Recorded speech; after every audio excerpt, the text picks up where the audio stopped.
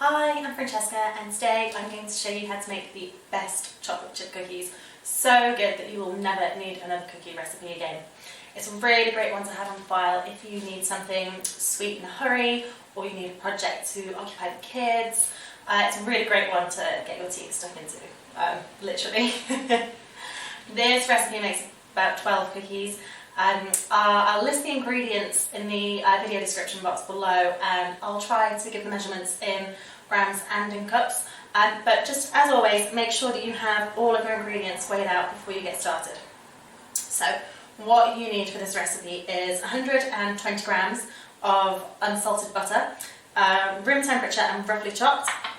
You need 150 grams of sugar, a large egg, a teaspoon of vanilla extract, 150 grams of plain all-purpose flour, a pinch of salt and a quarter teaspoon of baking powder, and you need 150 grams of chocolate chunks. Now I have two kinds of sugar. I have 75 grams of golden caster sugar and 75 grams of light soft brown sugar. If you don't have two different types of sugar, then that's fine, just substitute for whatever you do have, work with what you've got. The darker the sugar, the higher the moisture content. The slightly more complex of a flavour profile, it has a bit more of a sort of caramelly taste, and it can give a really nice depth of flavour. But having said that, at the end of the day, you're mixing it with chocolate and with butter and other delicious ingredients. So if all you have lurking in the back of the cupboard is 150 grams of white granulated sugar, use that. You're still going to end up with a sweet, chewy and delicious cookie at the end of it.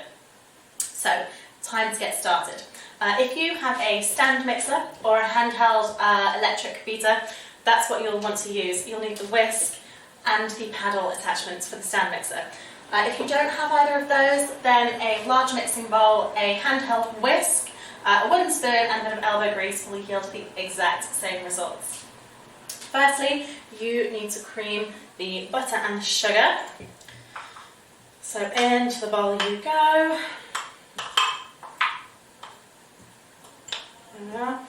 Now start off with a slow speed to begin with and gradually increase it. You don't need to whisk for a really long time, you just want to combine the two ingredients. You're not looking to put air into the mixture. And just remember as well, from time to time, scrape down the side of the bowl, and one of these sort of silicone spatulas is perfect for that. So start slowly and increase the speed. Okay, so once that's all combined and it's into a sort of smoothish paste, if you can see here, then what you want to do is add your egg. So just break the egg up with a fork a little bit, and what you want to do is add the vanilla extract, a teaspoon of vanilla extract into this bowl with the egg.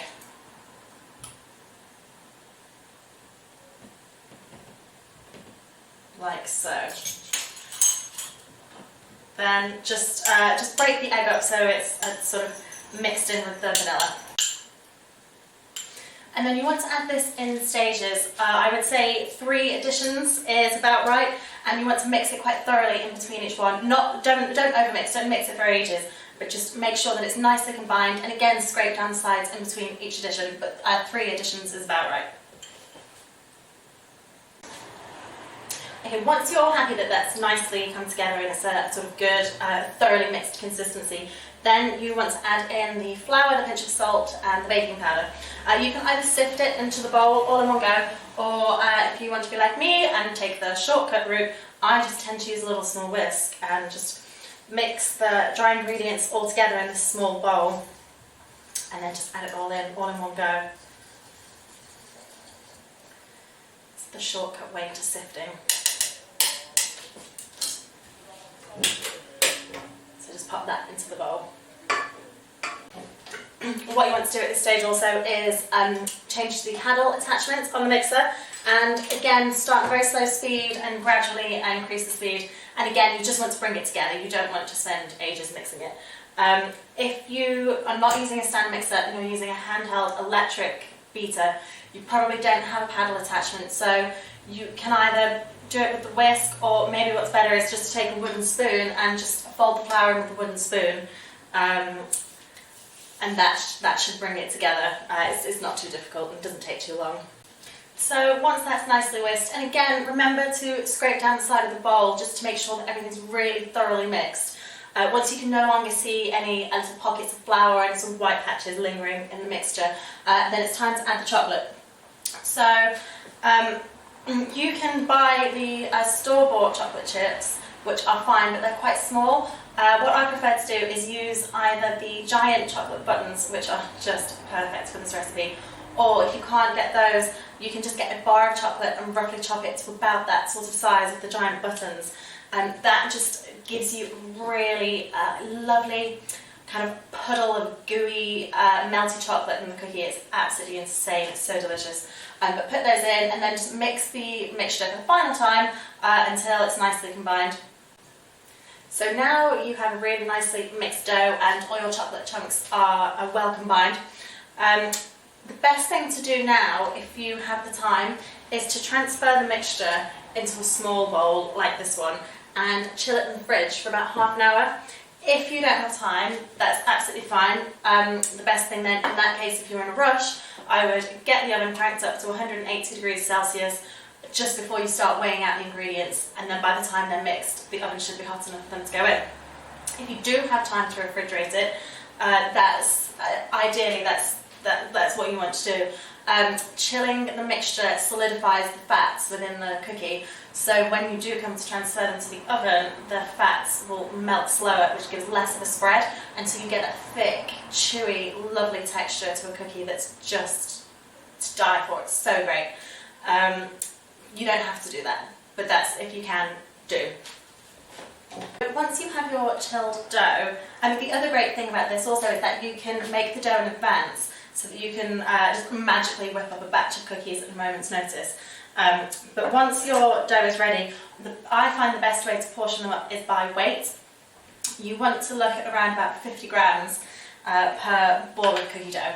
If you don't have scales, you can just eyeball it, just separate the dough into 12 roughly equal sizes. But the best way I find is plate on the scales. Also, an ice cream scoop is an ideal utensil for this. I love this ice cream scoop. I bought this from a car boot sale many years ago. But it's really good for portion size and also to get that sort of nice round shape. So that's really helpful as well. It doesn't have to be exact. A few grams either side is absolutely fine. And of course, if you want, you can always make slightly smaller cookies, in which case you'll get more from a batch. But equally, I wouldn't go any bigger than 50 grams. I think that's about the max that you can get really for one portion. So then once you've got your dough, you just want to sort of ball it, either by hand, shape it into a ball, or using the ice cream scoop. And then place them on a parchment-lined baking tray. So you want to set them about 4 centimetres apart from one another on the baking tray. Even having been chilled, they still will spread a little bit, so you need to give them a bit of room just to move out so they don't spread out and start running into one another. Place the ball down on the baking tray and just sort of slightly flatten it with the palm of your hand, like so. And then they need to go in the oven at 180 degrees Celsius, which is about 350 Fahrenheit. They need to go in for 10 to 12 minutes, and what you're looking for is they'll take on that sort of traditional cookie shape. They will look like they're set, and they'll start to get a bit golden brown around the edges. That's when you know they're done. At that point, take them out of the oven, and you can rest the whole tray on a wire rack for about 10 minutes, just to let the cookies firm up a bit and set, and then you can remove the cookies from the tray and straight onto the wire rack to finish cooling. Don't let them cool too much. You definitely want to try and eat some of these while they're warm for maximum enjoyment. So what I tend to do if I'm just making cookies for myself at home is just bake 1 or 2, and the rest of them I portion them up into the dough balls and I put them in the freezer. That way I can have cookies warm from the oven whenever I feel like it. If you do that, you just need to remember to take them out of the freezer and let them come to a chilled temperature, not room temperature, sort of fridge chill temperature, before you put them in the oven. And the best thing about this recipe is that it's so versatile. You can use dark chocolate like I have here, or you can use milk chocolate or white chocolate. You can use a mix. You can add chopped nuts, so flaked almonds or chopped hazelnuts or walnuts or pistachios. You can use dried fruits, so cherries or cranberries, chopped up dates or raisins. You can use any combination of these ingredients.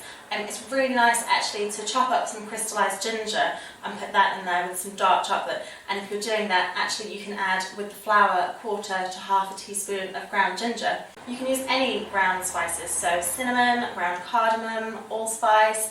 Also, if you want all of the chocolate flavour, which I sometimes do, you can use 50 grams less of plain flour and replace it with 50 grams of cocoa powder, and that gives you a real powerful burst of chocolate flavour, which is just delicious. So I hope you enjoyed that and that you're racing to the kitchen now to get started. Parents, this is a great activity to do with your children. It keeps them occupied, gets them involved, and once the cookies are in the oven, get them washing up and learning the art of reward while you fix yourself a nice gin and tonic.